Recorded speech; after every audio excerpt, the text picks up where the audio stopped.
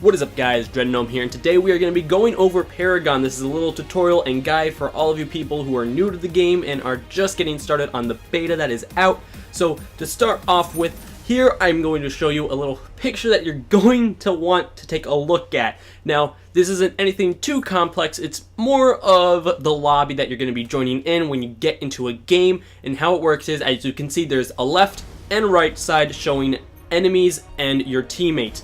Now you're going to be shown up on the left with all of your teammates, and on the right it's going to show all of the enemies or people you're going against.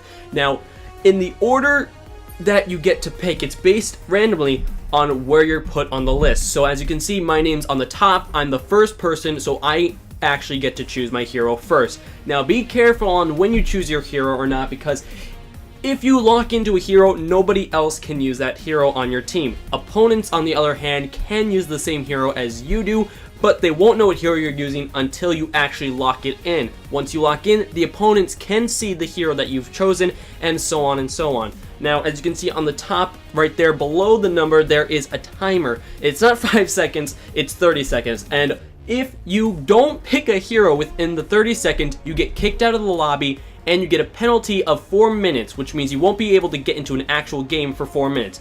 It's something stupid, so really don't do it. Don't do it. And that's all I gotta say for this. Now we're gonna move on, and then, oh, also, almost forgot to mention, those little bottom things right there on the left and right that say roles and positions, you can select them to tell your teammates sort of what type of role you want to play, whether it be caster, tank, fighter, or you don't really have a specific role at all. And you can also tell them where you most likely want to be in terms of your lane. You can tell them you want to be left, right, mid, or if you want, you can be in the jungle. Now, I'm not saying that they're going to listen or they're going to actually take notice in that, but it's something to give them a heads up. And if worst case scenario happens, you can actually talk to them by the chat box on the bottom left. So, moving on from this, we're going to be heading over to the map. Okay, so right now we're going to get into the actual gameplay, but first off I'm going to show you the mini-map right here, and from here on out, every time I talk about something, there will be some video footage shown up on the screens to allow you guys to see what is actually being talked about, so it's much easier for you guys to understand and seeing it at the same time. So we're going to take this slowly, and we're going to go with it each bit by bit, so let's get on with it. Okay, so as you can see on the screen here, there is the basic 3-lane structure. There is left, mid lane, and right lane. Obvious, named for obvious reason. And then in between those lanes, we have a gray area called the jungle. And in the jungle, there is a bunch of minions spread out that give you some buffs. Before we get to those, we're going to be focusing on the lane right now. Now, how the lanes work is they are the main part and way for you to get to enemy towers, or for enemies to get to your towers. And what they're mainly used for is for minions to sort of stack up, push up, and trying to attack your area. Now, as you can see on the left part of the screen, there is some bright dots, blue and orange. The orange indicate enemy minions, and the blue ones indicate ally minions. Those ones are the ones that you want to help push up with and get to the enemy towers.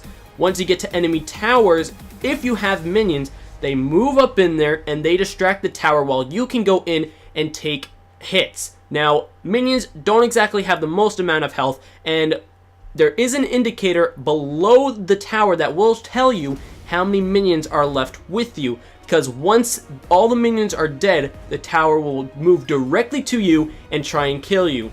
And another tip about this is if you hit an enemy hero in their own tower, the tower will forget about the minions that are already in it and shoot you directly, and I mean instantly. So be sure to try to avoid hitting an enemy when you can, because otherwise it will end very badly for you, because the towers hurt a lot.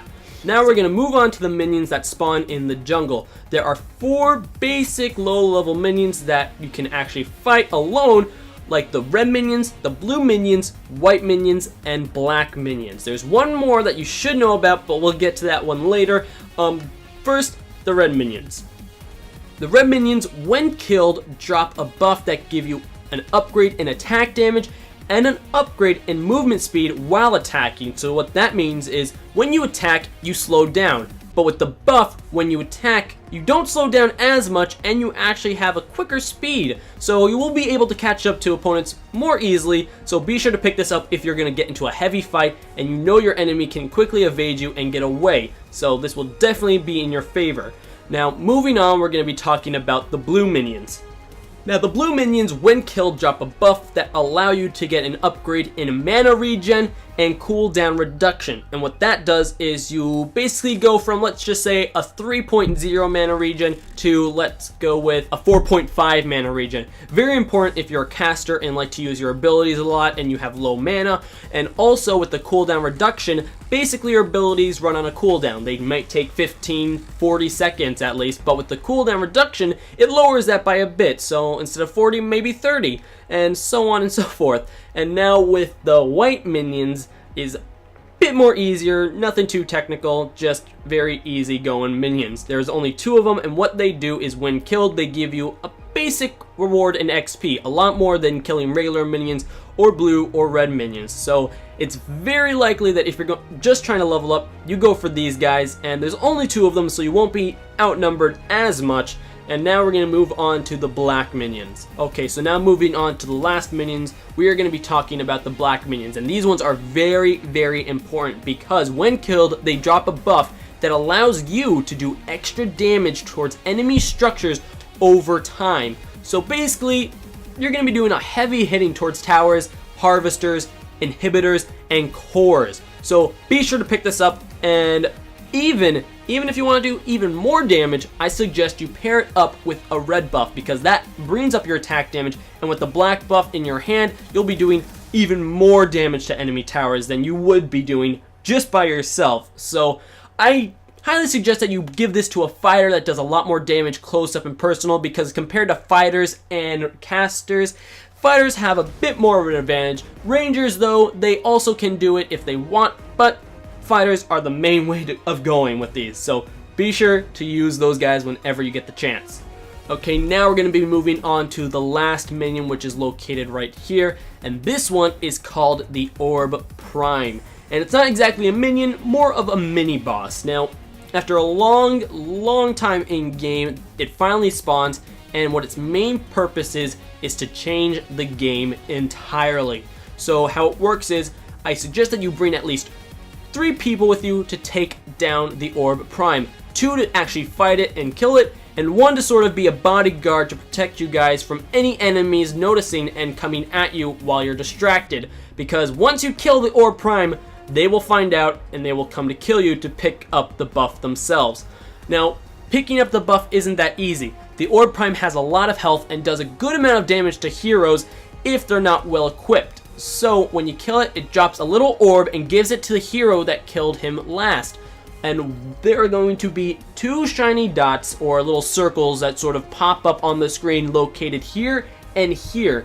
Now, depending where they are, they do 2 different things. Now, the one closest to you, which is going to be orange, what it does is when you place it, it allows a inhibitor to rebuild itself. So if you're down 3 inhibitors and you manage to get an Orb Prime and kill it, bring it down there, because the 3 inhibitors will rebuild themselves, and this way the other heroes will have to sort of change their game plan a bit and try to take it down again.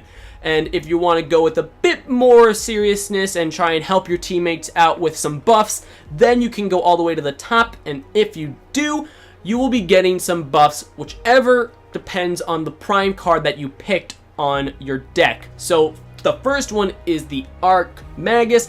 When used, it gives you a 65 plus energy damage and 100% damage bonus, and the passive on it is plus 300% damage versus structures to minions, which means your structures do a lot more damage to minions, so it's going to be very helpful and just going to allow you to keep attacking and not worry about your lane so much. And the next one is the Centurion, which is very, very helpful for those that want to be tanky or that just want to stay in the game longer. It gives you 1,000 plus health and 100% damage bonus, and the passive is plus 500 max health to minions. So your minions are going to be pretty buff, and they're going to take quite more hits, especially with the super minions. Holy crap, super minions are overpowered. And now we're going to move on. What? Now we're going to be moving on to the Warlord, which does 65 plus physical damage and 100% damage bonus. Now this is more for the fighters, so make sure you pick this if you're a fighter, because if you use the Arc Magus when a fighter deck comes up, it's just going to be useless. And now the unique passive is plus 100% damage versus minions to minions. So your minions are going to be hitting a lot harder against other minions. And so what I suggest from this is make sure that if you have a full team with you that you can communicate with, try and use decks with each of these prime cards, just so that you get the wide variety of sort of minions and towers and health boosts and all that stuff to make sure you can actually take down towers a lot quicker and make sure you won't get killed a lot quicker. And so now, moving on from that, we have the sad things about buff and the Orb Prime. Now, if you pick up a buff, there is only a certain amount of time that you actually have the buff for, and that is 140 seconds for the blue, red, and black buff. Now, once you collect the Orb Prime and you deliver it and you get the buff, it actually lasts for a total of 170 seconds. Now this time is subject to change because the game is in development, but that's what it is at right now at version 30. So 170 and 140 seconds. Now the orbs will be floating around you when picked up, but if you are killed in battle and an enemy hero picks them up, not only will they get those buff, but whatever time it was at before, like 15, 16 seconds even, it will restart and go full back to 140 seconds, which is very, very bad. You don't want that. You want to make sure that if you're gonna die, you make sure you get the hell out of there before they can pick up any of your buffs, because if you drop a red buff and a black buff, they will take it and go to your tower and destroy it very easily. Now, the Orb Prime, on the other hand, doesn't have the same effect, but if they do kill whoever is trying to deliver the Orb Prime to, let's just say, the altar or shrine, they will be able to pick it up and deliver it to wherever they want. So it's sort of like a little bit of a struggle, and making sure that you guys are aware of this. When you pick up the Orb Prime, you will be blinking on the minimap as a pink circle, and enemies will find out where you are and will be able to track you down and try and kill you. So that's why I said at least have 3 people. 2 to attack and 1 to help bodyguard you and deliver you to the shrine where you need to deliver the orb. So make sure of that. Okay, so now we're going to be talking about the harvesters that are throughout the map, the lanes, and in the jungle. Now what these are they basically harvest amber ores, which you use to build up your card power to get you abilities and upgrades such as attack speed, more attack damage, more defense, more health, whatever is in your card deck. It allows you to buy those cards and use them for your hero. So I suggest you at least get 3, and the locations of where you can build these harvesters are in the middle, where these 3 arrows are pointing, and these 2, which are usually closer to your base, and the other 2 which are on the opposite side of the map. But those are usually going to be used by your enemies, and it's going to be a lot harder to take them down and build your own harvesters because it's on their side and they'll find out. Okay, well that is pretty much it for this video right now. I hope you guys enjoyed. There's a lot more to talk about, including cards, their passive abilities, and their active abilities and stuff like that. But I wanted to make sure you guys got a good amount of information on the mini-map and the map itself, and just get a lot of it to sort of soak into your brain.